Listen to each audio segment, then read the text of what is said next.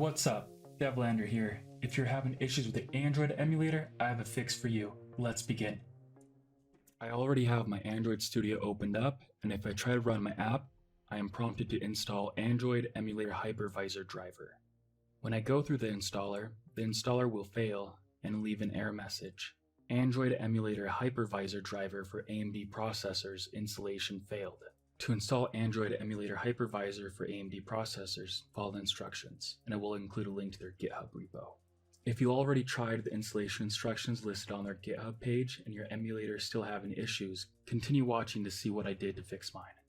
The processor I have is an AMD Ryzen 5600X. The motherboard is manufactured by Gigabyte. Depending on your motherboard, the solution might be slightly different.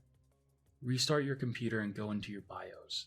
Under the MIT tab, select Advanced Frequency Settings and go to Advanced CPU Settings. Go down to SVM Mode and make sure it's not disabled. Once you enable SVM Mode, go to the far right tab, Save and Exit, and select Save and Exit Setup.